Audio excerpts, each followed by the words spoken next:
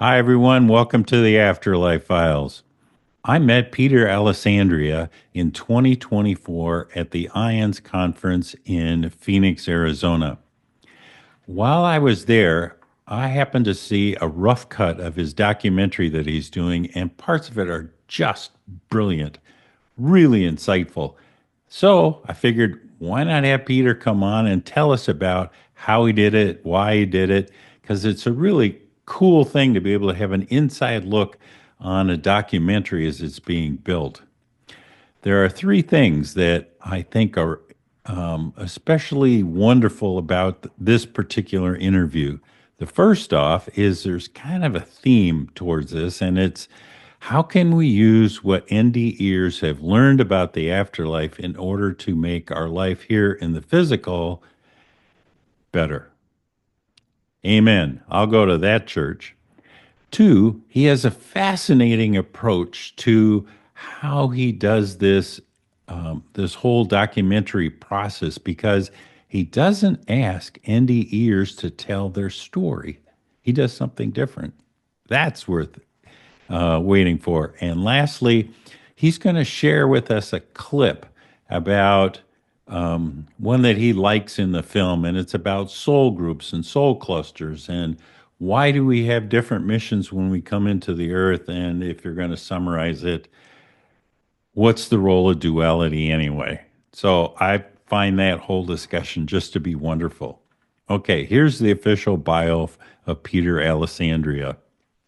He's an award winning photographer, filmmaker, author, TEDx speaker, and former entertainment attorney based in the New York City area. Completely self taught as a creative person, he's won more than 75 awards for his photography and in 2021 published his personal empowerment book, Be Bigger Than You Think You Are. Peter recently turned his passions to filmmaking full time and is producing several spiritually themed movies, including a documentary called What Every Soul Knows. That's the one we're going to be talking about today. In it, he interviews more than 50 thought leaders in the area of near death experiences, mediumship, channeling, and psychic phenomenon. Here's our interview with Peter Alessandria.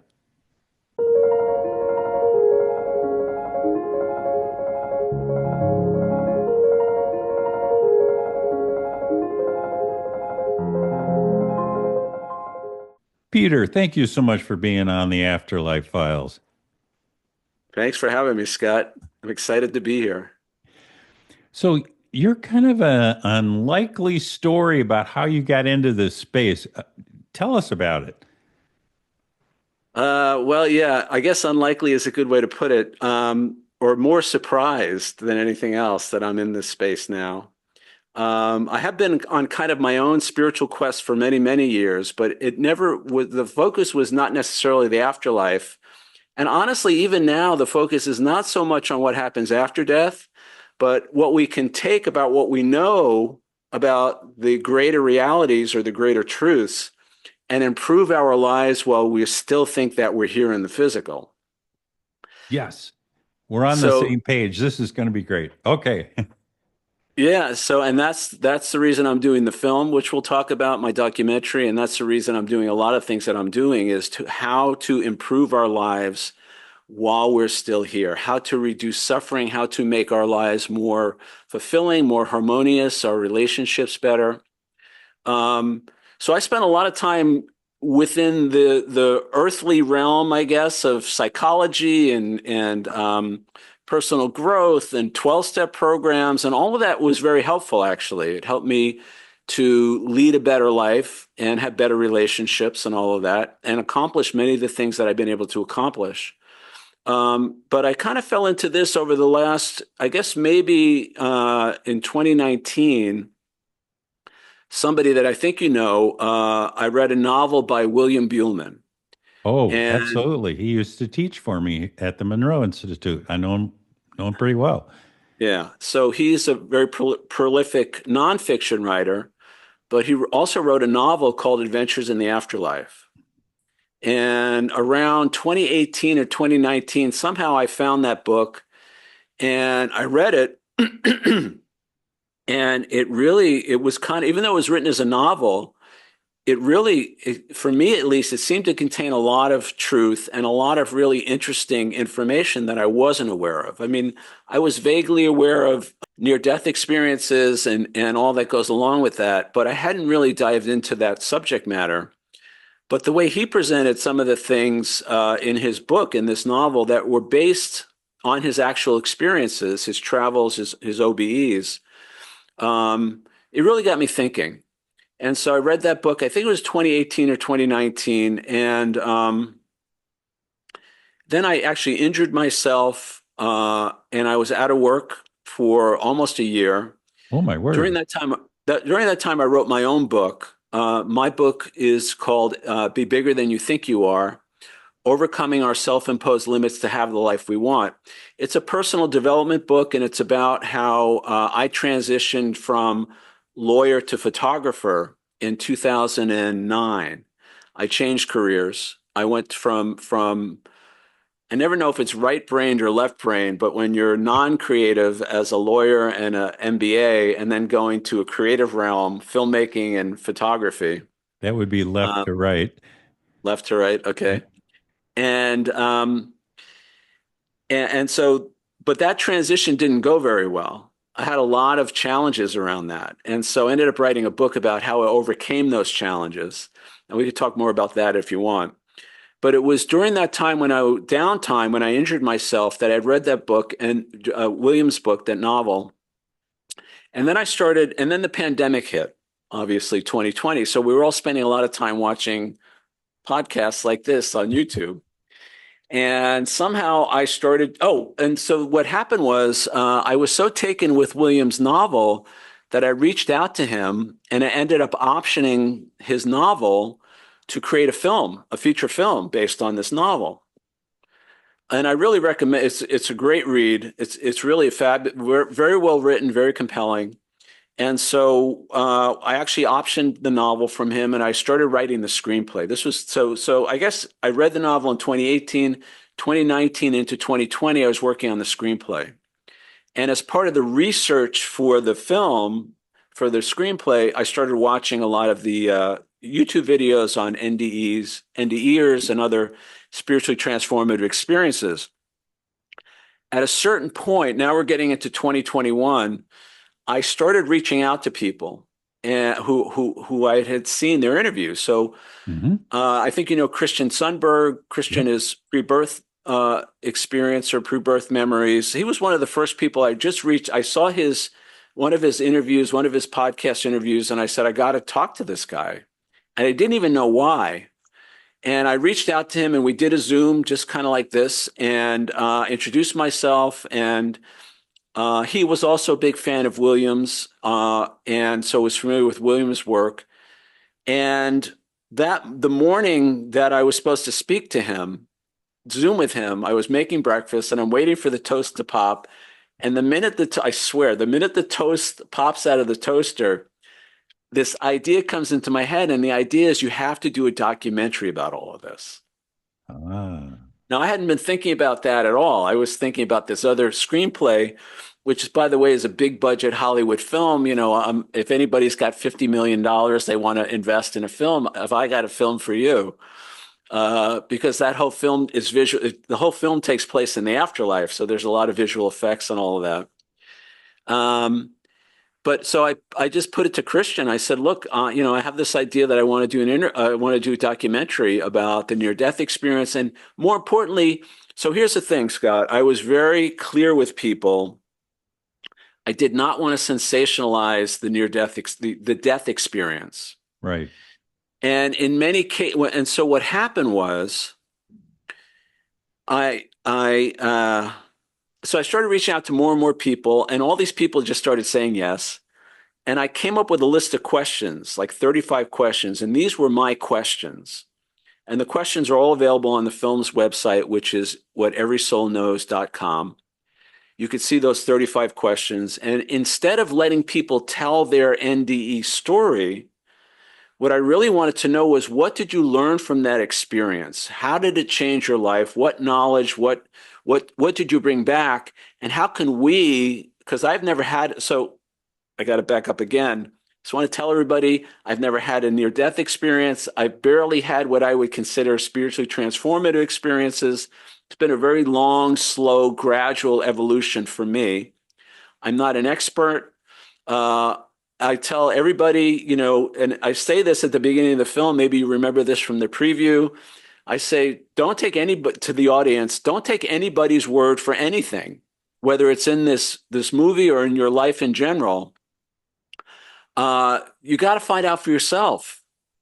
You want to discover your own highest wisdom, your own inner truth, because that's where the answers lie. It's not what I tell you or what people in my film tell you or people who've had near-death experiences, because everybody's experience is going to be at least a little bit different. But it doesn't really I'll go to matter. that church, Peter. Amen on that one.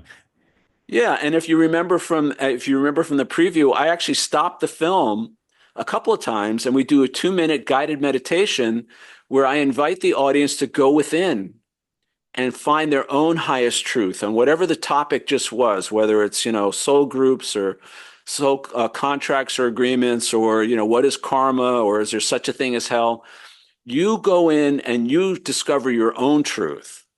You rely on your own guidance, your own wisdom. Don't listen to what I say or what anybody else says. Now, you can use that as a springboard, and it's something to consider and open your mind, but you have to be the highest authority, have the final say on all that. So I already went off on a tangent. I don't remember exactly where I was, but uh, so I started reaching out to people. I put the screenplay on hold. And I came up with this list of questions. Oh, here it is. So I came up with this list of questions that were my questions. And I didn't let anybody tell their story, which was kind of confusing for a lot of the people I interviewed because they were so used to sitting in front of a camera and telling their whole story. But I really felt like, number one, most of them, their stories were already out there. Number two, I couldn't, I couldn't tell everybody's story in a 2-hour film. But more important than anything else, I feel like sometimes the the death experience can become a distraction. Hmm. The botched surgery, the car accident, the illness, that becomes, and the ego or egoic mind, the human ego really kind of latches into that. I don't remember whose interview it was, but there was somebody that there was a botched surgery, and I kept thinking, well, did you sue the doctors? Did you sue the hospital? Which was the whole, not the point of watching, and listening to the story. So I went to the other extreme. I didn't let anybody tell their story, but they had to answer these questions. But it was great because I got, ended up with 40 different takes on each one of these questions. And you'll see that when I share some of the clips from the film. So that was great. But then about 6 months ago, I realized, there really is a value in people telling their story, and so I kind of went back to some people and I reached out to a whole bunch of new people and I said, we're going to tell your story, but you got 5 minutes to talk about the car accident or the surgery or whatever. And then I want to hear about what you learned from the experience, how it transformed your life and how you can help us live our lives better while we still think we're here. Yep. And that is a wonderful way to approach this subject. This idea that we can live with more peace and joy, that we can actually bring that knowledge here into the physical world and have it improve our lives, meaning, the experiencer, but everybody around you gets affected by the insights that you now have.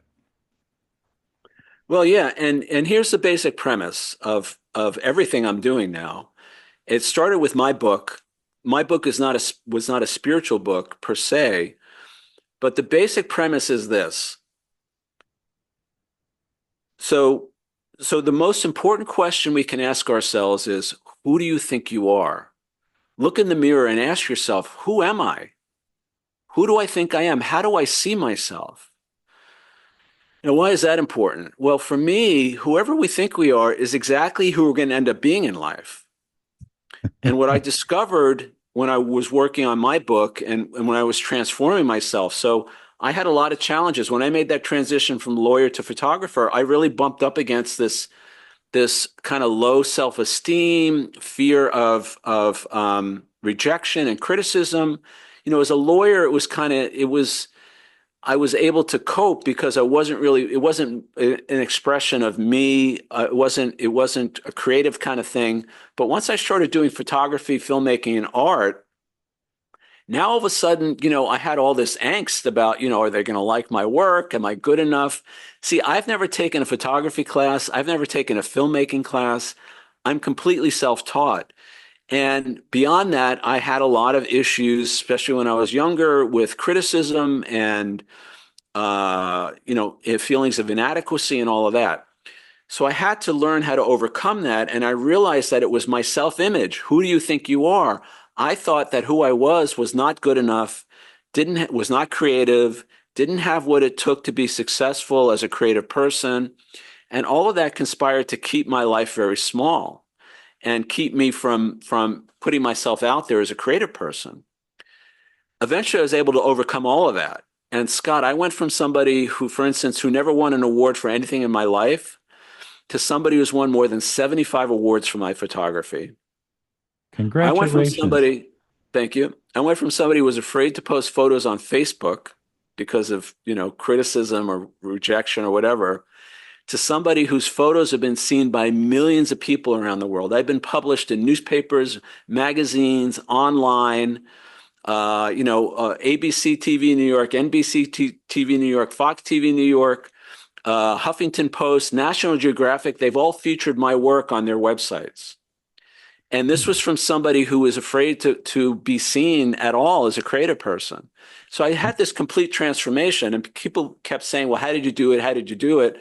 And I thought, all right, I got to write a book about all this. So my book is about that transformation. But what I found now, Scott, is that this carries over into our, if you want to call it our spiritual life or the higher dimensions. And the idea is this: until we begin to see ourselves differently, not as these limited physical human beings bumping into each other in these physical bodies, fighting over resources with a limited lifespan, until we begin to change that idea about ourselves, then not much is really going to change in the world.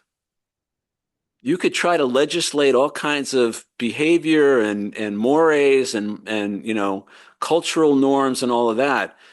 But the way we live right now actually makes a lot of sense if who we are these bodies that expire after 60, 70, 80 years, that are subject to illness, disease, scarcity, not enough resources. But what if none of that was true? What if none of that is who we really are? The subtitle of my documentary, the title is What Every Soul Knows. The subtitle is The Joy of Remembering Who We Really Are. So Did you find consensus among the people that you interviewed? absolutely, And absolutely. what was the insight that you gained from that impacted yourself? So I'm gonna point people to another website. It's called itsTimeToRemember.org. This is a nonprofit website that I set up that has the 7 key messages from the film. All right. So this is another website that I set up. It's timetoremember.org. And this is a nonprofit website. There's no subscriptions. There's no fees. I'm not even taking donations on this. All I want people to do is, if they resonate with these messages, is find a way to share them with other people. Well, And my dream one day is to be driving down a highway someplace and see a billboard with these messages on it. So here's the messages. So the first is, we are divine spiritual beings. All right. That means we are not who we think we are. We are not these physical bodies. A lot of people call them meat suits or whatever you want to call them. yeah, It's that's not to, romantic, isn't it? right. It's not to diminish or discount the value of the human experience, because we're obviously here for a reason. And you'll find out later in my film that we chose to be here. This is all voluntarily chosen by us. But that's not the truth of us, right? You're right. And so we are divine spiritual beings. We were created by love, as love, and for love. Now, I'm a student of A Course in Miracles for many, many years now. And A Course in Miracles has been very helpful for me to begin to shift this idea about myself. And if you had told me 10 years ago that I was created by love, as love, and for love, I would have said, you're crazy. I only saw my shortcomings, my foils, the mistakes that I made, and I judged myself accordingly, Hmm. right? So there's a different message here. And this is the true nature of who and what we are. And I know you had this experience in your shared death experience, that feeling of overwhelming, unconditional love, oneness, which we'll get to in a minute. The Compassion, next, acceptance, all of that. Yep. yeah, the next message is life is eternal. There is no death. Now, Amen. again, the body dies. I'm not here to say that, the physical body doesn't die. But again, I look at A Course in Miracles. One of the main messages of A Course in Miracles is we are not our bodies. The body is something we have. It's something, it's a vehicle, whatever you want to call it, and it's very helpful in this physical realm, but it's not who we are. And when the body dies, life continues. There it And is. and we're eternal. There is no time on the other side. There is no lifespan of the soul. Now there is a life cycle of the soul, and I'm doing an animated film to depict that, which is a whole other project. But the soul, for all intents and purposes, we are eternal. The next one is we are one with everyone and everything. And this is the idea of oneness and unity. And I ask everybody in the film, I say, okay, this is great theoretically, but how do you apply this concept of oneness, of unity, when somebody cuts you off on the highway, or when somebody cuts in front of you at the grocery store line, or when your bookkeeper for your business embezzles millions of dollars from your business? And I got some interesting responses, and this is a very challenging thing. How do we see ourselves as part of one whole while still living in a world that is based on separation? And Now, again, scarcity. Yeah. Yeah. I turn to A Course in Miracles. The Course says a lot about this idea of separation, and there are many people have their own ideas on this.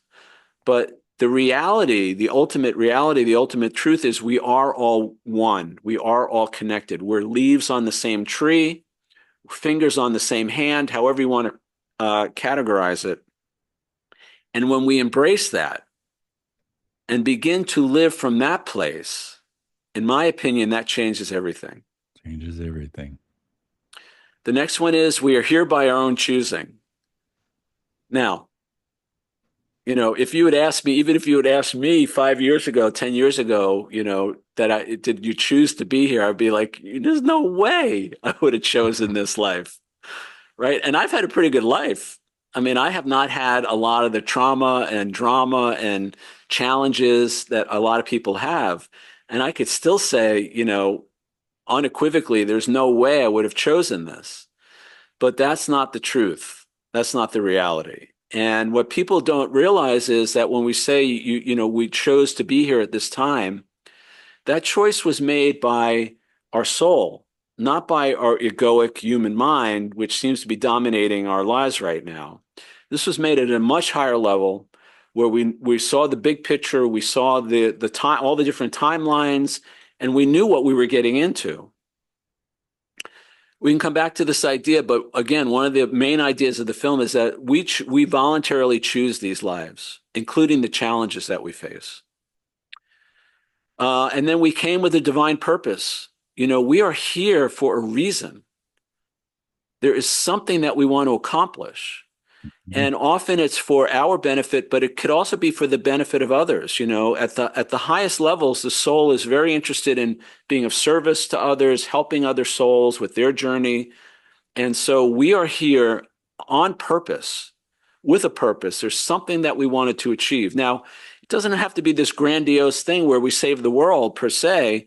Your purpose could just be to be a great grandmother or grandfather for, your grandchildren who may be having challenges right now with their home situation or whatever. It could be a very well defined but relatively small, if that's the right word, purpose. But you still came here to accomplish something. And most of us live as if we're just, it's just a random, pardon my French, shit show, and we got to do the best we can to get through the day, and that's it. Or life is about getting the right job, the right spouse, the right house, the right school. We have all these ideas about what makes for a good life, but it kind of ignores the fact that most of us come with a really important purpose. Yep. And then the last, as you could see here, the last one is, isn't it time we got on with it? Isn't it time that we I started to love live? that. Yeah, let's get It, cracking here, Peter. let's get on with it. Well, most of us, we're not getting any younger. Let's get on with it. So, and then below this on the website, I just share, you can just cut and paste. You can copy and paste this. You can share the URL if it resonates with you. I don't want your money. I'm not asking you to do anything other than if this speaks to you, share it with others. And with that, I'm going to stop sharing. Again, it's time to remember.org. And those are a lot of the key messages from the film. There's more, there's other takeaways, but those were the main things that jumped out at me as I was progressing. And I just wanted to put it out there. And people who want to be involved in this, the Great Awakening, the Ascension, this raising of consciousness that seems to be happening, this is one way, maybe a small way, maybe a not so small way, to be part of that. People say, well, how can I change the world? Right? It's not any one of us that's going to change the world, but together by doing small things like sharing something like this or whatever it is for you, that's how the world changes. And Scott, that we have, when we get to the other side and we have the life review, for instance, you see the ripple effect of all our actions. So I may be only influencing one person in my immediate sphere of influence, but they may impact five other people based on what I said or did. And then those five people may impact another five people each. And then all of a sudden we have this ripple effect.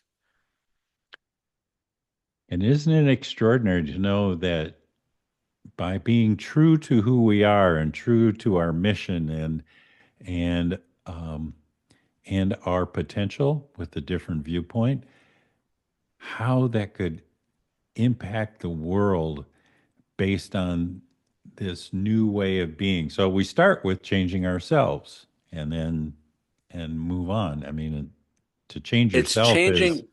is the biggest challenge around, right? Well, that's why it's who do you think you are, right? You Yeah. change your idea about yourself, and then everything else will change. See, we spend a lot of time trying to change habits, trying to change behaviors, right? Whatever that is. What people don't realize is none of that will change as long as we still have the same, in many cases, unloving, unhelpful ideas about ourselves.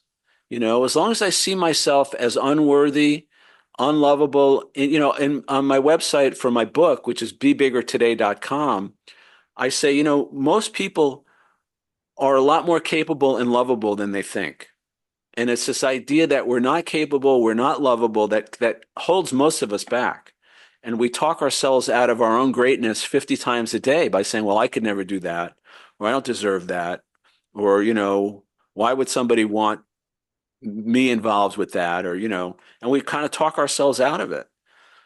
I don't think that's who we really are. I think that there's something in every single one of us. There's a divine spark. There's the soul, which is part of this divine consciousness, this expanded, beautiful, loving, compassionate, worthy.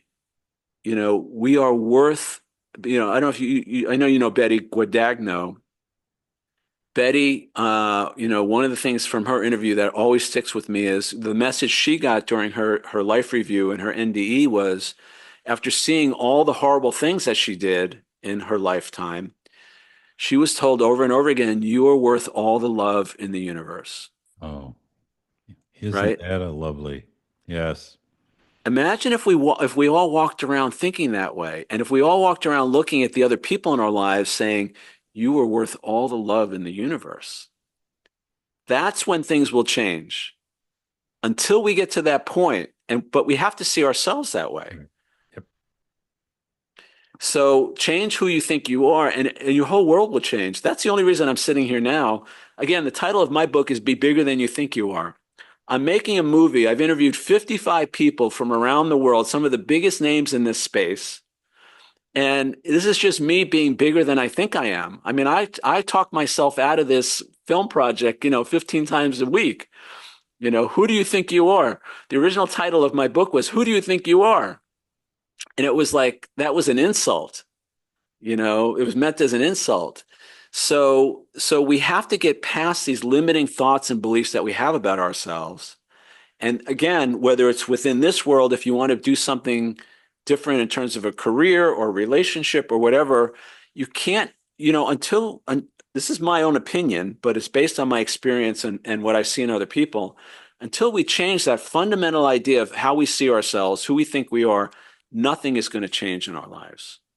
Well, I know the research also says that when you spend time either reading or viewing people who have had near death experiences tell their story, it rubs off. The vibrational energy that they gained while having that experience rubs off. So just the fact of viewing your interviews, watching the documentary will have an effect. And if you take would you say 55, 56 interviews, watch them all. Kenneth Ring called that the benign virus, that Yep. it then starts to come inside you and you begin to change in a way that near death experiencers have experiences. And, you didn't do a thing. You're just sitting there watching the YouTube channel, and it makes a difference. It makes a difference on how you can view yourself. So, thumbs up, Peter. This is going to be great stuff. So, where are you on the project now? That's a good question. Sorry to So you, pin you down there. no, well, you and I have talked about this. Let me just say this first. So I did interview 55 people. It may be 56 if Scott comes to New Jersey in December. Um, and everybody's interview, the full length interview is available right now for free. Again, no subscriptions, no nothing, for free on the and I on the film's YouTube channel and website. So you can start watching today. You can watch all 55 interviews, the full length. I edited them for, continuity and all of that, but the bulk of the interview is there. I did that for two reasons. Number one, I just wanted to make the information available to people. I'm not even rolling. I cut out the mid-roll ads on YouTube, so you're not going to be interrupted. There'll be an ad at the beginning and the end, but you're not going to be interrupted by an ad in the middle. And that was just really important to me. I wanted to make this information available to people as accessible as possible. And And the best if part they're so far, oh, I was going to say, if they're looking for that channel on YouTube, is it what every soul knows? Is that what would you type in? yeah, you can go. I would start at the website. You'll get a direct link from there. So the Oh, website is whateverysoulknows.com, or it's actually, you can do Every Soul Knows, three words. The YouTube channel is at What Every Soul Knows. So you can very go good. either way. Sorry to interrupt. Keep going. Yeah, no worries. And so you could watch those interviews. And so far, the best part of all of this, since the film is not out yet, has been the comments that have been coming in on those interviews. They all come to my inbox. And I have to say, 99.99% of them have been positive. Most people are so grateful and they feel so blessed to have access to the information all in one place. Mhm. So that's beautiful. Every morning I get to read the comments and people are just so grateful. And that's why I'm doing this, right? To make the world a better place. And especially on a place like YouTube, you don't always get the best comments. It's been fabulous. And then I wanted to create a resource for people once they watch the film, if they're interested in finding out more about somebody's story or what somebody has to say, they can then go to the website or to the YouTube channel and watch their full interview. Also, with 55 people, and even if it's a 3-hour film, when all is said and done, so, some people are only going to get a couple of minutes in the film, in the final film. And I'm not cutting anybody out, by the way. Everybody who came to me or sat for an interview is going to be included in the film. But not the time is going to be limited, but I wanted everybody's voice to be heard. I wanted their story to be told. I wanted their voice to be out there. So that's another reason I'm making the full interview available, standalone, for people to watch. So hopefully it's a resource for people. Hopefully, and again, it's to honor the people who honored me by being involved in this film. Many of them traveled at their own expense to come to me to be part of this. To honor them, I wanted to make sure that their entire interview is available. That sounds terrific. Now, I have seen the showing at the IANS conference in Scottsdale, and you're right. That ability to ask those questions and then have 3, 4, 5 people answer them with different lenses was truly remarkable. And there's some amazing wisdom in the group. So, hats off to you, Peter. This is going to be a terrific product when it's done, and I hope it's not 5 hours long. Well, it'll be multiple films if it comes out to that length. Well, I'll find a way to make it work. Scott, we can show a clip if you want from the film to give people a better idea what we're talking about. That would be terrific. All the world's a stage, and all the men and women merely players. William Shakespeare. Do we have soul groups that we incarnate with across different lifetimes? It certainly appears that we do. In the most simple terms, I can say in my own experience, I know that I have met some of the same people many times. We incarnate with soul groups and soul families. So soul groups are larger groups of people that you may only run into a few times. Somebody that brings something to your life or takes something away from your life or teaches a lesson. Within those groups, I like to think that we have these soul families. The soul family does incarnate together. We make a deal to teach each other things, to learn from each other. A lot of our life experiences are with fellow members of our soul groups. And that's because we're working on things together and we're friends and we've done a lot of things together already. A soul group, as I understand it, is a collection of souls who are at more or less the same vibration or evolutionary stage. You and the other members of your soul group have many, many incarnations together, and you take turns playing every conceivable role for each other. So you and the other members of your soul group will be brothers, sisters, father and son, mother and daughter, husband and wife, best of friends. I've done quite a few past life regressions. In one of them, my grandfather in this lifetime was my father in a past life, and my son, my older son in this lifetime was actually my daughter in a past life where I was actually his father. I believe we do have soul groups that we incarnate with across different lifetimes, and this goes back to the soul planning, because I believe we don't plan our lives individual, but we plan them as a group and what's best for the entire group. There are groups of souls that seem to work really well together. One of the ways you can identify your soul group is when you see somebody and their eyes flash or maybe have a little more light in them. You'll have a recognition. You know somebody. When we think of this life, we have to understand that we don't just get here in this body. We are eternal souls with many different roles and lifetimes. And so when we come into our own lives, we have people in our lives that may have once been a child or once have been a parent, and now those roles are reversed. I believe that they can, be our family I know my nieces and nephews and just the different lifetimes that I've had with my immediate family, my bloodline family, and then also my soul tribe that I've found that Spirit has guided me to. After meeting them, have had it confirmed for me that we've had lifetimes together as well. Oh, do we ever have soul groups? Yeah, that's the case. Sometimes you meet a soul group friend, and it might not be mutual, sometimes it is, but both of you just want to beat the hell out of each other.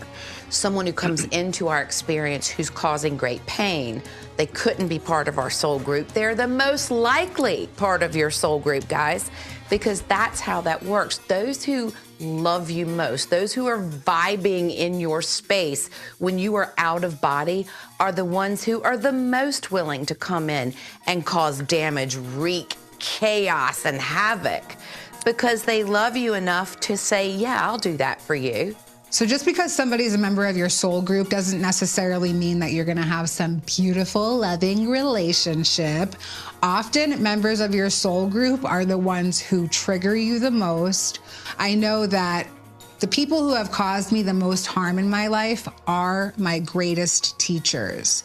And because we love each other so much in the soul realm, we decide to be those partners for each other. Before we come here, we actually, in this blueprint or outline that we design, it's like a play, like a theatrical play.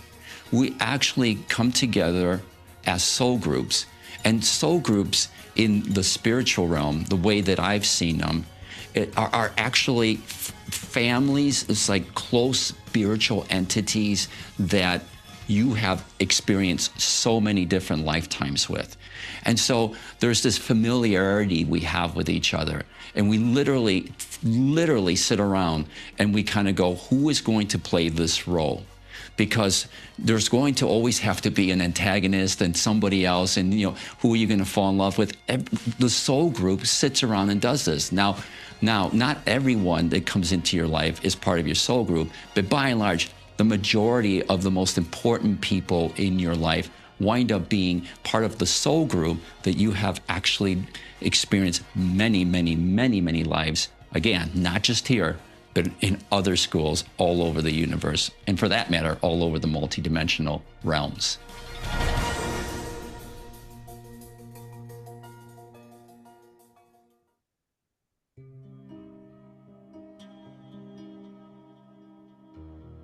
A soul family is a group of other souls that you travel with for some time. So each time you incarnate, you might choose to come in, but you might choose to take on different roles if it is of service to each person in that group. Each time, each soul chooses for themselves. But you might say, okay, last time I was the mom, and this time I want to be the child, and you get to switch things around. So that the goal is to understand yourself as deeply as you can, to try it from every different perspective, and to see how would my soul express if I was the mom this time? What would it feel like to be in that role if you were the child and we traded roles, and this time I'm going to be the one who's dominating and controlling, and you're going to be the one, or last time I'll be the one who's that, and everybody swaps. And it makes so that you have a greater depth of experience of yourself, that you see yourself through every possible lens. Because that is really the question we're trying to answer, is who am I? And we're trying to answer that for ourselves as a soul, and then combined, we're trying to answer that for Source. For all of us in the unity is for each one of us being an aspect of the divine. We try to get to that depth of knowledge and then build that knowledge among all of us. And those soul groups are really built from love. Everything that we experience, like in terms of our divinity, it is love. Like we are love, is what we are. But once we incarnate, we get to feel the whole range of emotions. And the soul group that you incarnate with, well, in one lifetime, that person who was in your soul group may be your absolute closest, most cherished, dearest family member.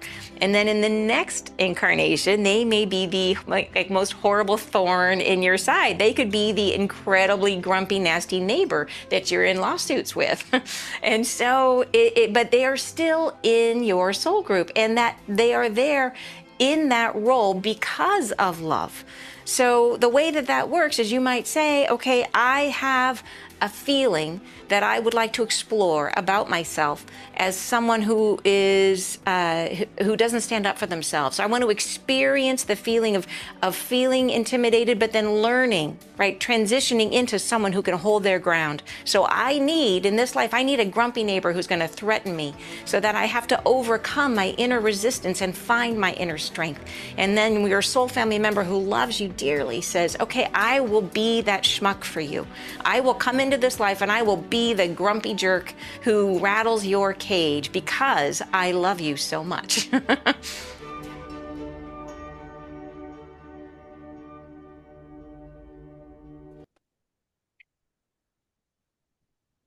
So that's segment on soul groups.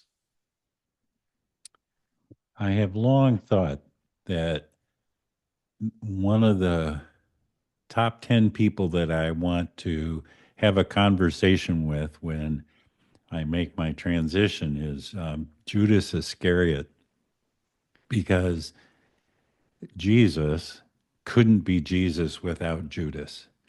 And that role that Judas played could only have been played by his best friend. That somebody who would choose to have that kind of animosity thrown at him for 2,000 years. But what a gift to Jesus and to all of us who benefited by that message of love that could only have happened because of the role that he played. And in my personal life, when my girlfriend and her son were killed in a car accident, it led to life-changing redefinitions. We talked about that, about how, who I am in this world and how in an instant that was shattered. And, what a wonderful, awful gift that Mary Fran gave me to be willing to be the person who would spark that transformation within me. Yeah, this is a very moving part of the film that I can relate to and makes total sense based on that kind of omnipotent worldview, and from all of the research that I've done talking to near-death people. So congrats. I think you really captured it there. Yeah, thank you. And it's been a revelation for me. This is part of my journey, is to take all this in. Again, the messages of the film are, we're not who we think we are. And by the way, what's going on here is not what we think it is. It's not about our life is not about what we think it's about. We came here to experience those challenges because that's how the soul. So here's the thing that comes up a lot. So we don't have to do anything. We choose to have this experience. It's just like the person who, excuse me, climbs Mount Everest. They're doing it because they want to have the experience, right? They're not doing it because they have to do it, because they're being forced to do it, because they're going to be a better person if they do it. And it's really the same, I believe. And again, this is just my opinion. You're going to have to go in, your viewers, we each have to go in and discover the truth for ourselves about this. But it seems to make sense to me now why the things happen in our lives and the way that they happen. And again, the other thing, the message that comes through from a lot of the interviews is, at the highest level, there is no permanent loss, damage, or injury to who we really are. Can't happen. Once we leave this physical existence, and anybody who's watched even a few NDE interviews knows this, that realm is just light and love and peace and joy and wholeness. There's no pain, there's no suffering. But that's the whole reason that we have to come here to have the experiences we have, because we don't have what like Daryl Anka talks about in the film, Sarah Landon talks about in the film, the idea of contrast. There are no challenges in heaven, you know? It's like, it's all light and love. And Betty's really funny, at one point she says, well, unconditional love is great, but at a certain point it could become pretty boring, if it was all just light and love all the time. So we come here to experience the darkness, not because we have to, but because we choose to. And it's yes, it is the expansion, the growth of our soul, the question that you've talked about, and a lot of people talk about in the life review is, we're asked, what did you learn from that experience? And it's more, Neil Donald Walsh used to say this a lot in the Conversations with God book series. It's not so much what we have to learn, it's what we have to remember. We already know all of this, especially at the highest level. But we forget. Now, this is another question in the film. What is the veil of forgetting and why do we need it? And this veil of forgetting comes down. It's the spiritual amnesia where we forget everything about the higher realms. We forget everything about who we really are when we come into this physical incarnation. And that's what makes it real. That's what makes the experience meaningful. Because if we came in knowing everything that we know once we get to the other side, it would be like taking an exam, and this might be fun for the first few times, but you take an exam and you know all the answers. There's no challenge to that. There's no benefit to that. You're a quarterback, and every pass that you throw is a touchdown. At a certain point, it becomes meaningless. It becomes pointless. Now, as omniscient, I'm not even saying that word right, but as these eternal spiritual beings that are all-knowing, we can't really be in a situation where we don't know the answer to the final exam questions, or where we can't throw the touchdown pass. So we have to forget all of that. We literally have to have it erased from our mind to make this experience meaningful and real. Now, this is the analogy I like for this, since I'm in this business, is this is like when we go to the movies and we watch a film. And another question in the film is life on the physical plane an illusion? It's exactly like watching a film. You know that that's not real, right? You know that everything that you're seeing on that screen was a complete fiction for the most part. If it's a biography, maybe, there's some truth to it. So that's a complete fiction. But what's real is the experience that you have as an audience member. All those thoughts, those feelings, those reactions, those are very real, given the context. And that's why we're here. That's why we come into this life, is to have those experiences. And we have to forget in order to experience them as real. And that's why they call it a movie. People want to be moved. We come here for the emotional experience of it all. And apparently, from what I understand, you can't have that in heaven because it's all light and love. There's no contrast. The law of one material, some of your audience members may be familiar with the law of one, talks about catalyst. We need something to start the chemical reaction, to start the reaction. And if we walk around with full knowledge of who and what we are, you can't have that experience. Now, we're getting to the point in our human evolution where it's time to wake up. It's time to remember. It's time to put aside the forgetfulness.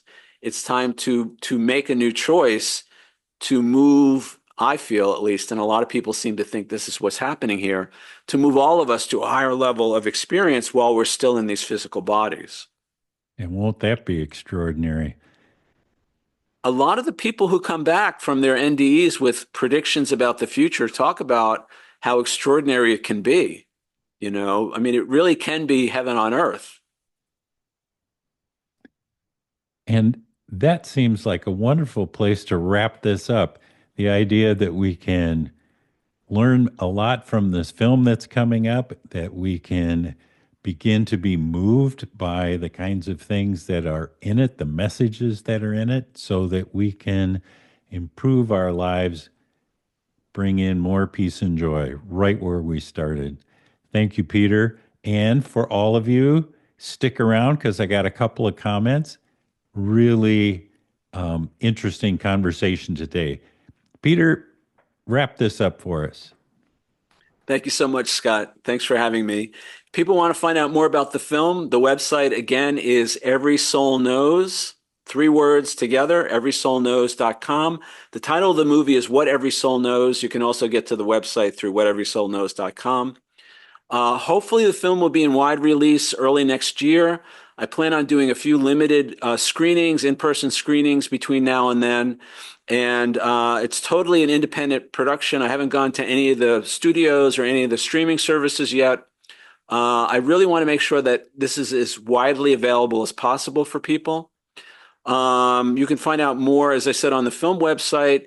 My entertainment company is Mindful Entertainment. I have a whole series of what I consider spiritually uplifting and enlightening film projects that I want to produce. Hopefully this will be the first of many.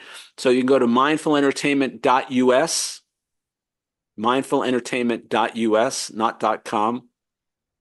And you can see more about those projects there. My book, again, is Be Bigger Than You Think You Are, Overcoming Our Self-Imposed Limits to Have the Life We Want. Available everywhere. The website, there's a lot of great information, including 90 hours of free videos, workshop videos from that book, available for free on that website, which is bebiggertoday.com, all one word. And all those websites have contact pages if you want to reach out. I can't always respond to every message, but I do read them. Hope to hear from you guys soon. Thank you again, Peter. What a wonderful conversation this afternoon. Thank you so much, Scott, for all that you do. And the rest of you, stick around. We'll see you on the flip side. One of the things that showed up in this interview is something that I just really resonate with. And that is that leadership here in the physical world is an outgrowth, is a reflection of what we believe about the world and how it works. And so if we change our belief system to something that's a little more akin to what near-death experiences are talking about and what our capabilities are, that means we change everything. Everything about how we relate to the world, how we relate to other people, takes a dramatic shift if we take and believe something different than we did before. So, our belief system really has a huge impact in how we show up in the world. In fact, change your belief system and change everything. Thank you, everyone, for being with us here at the Afterlife Files. We'll see you on the next episode. Bye now.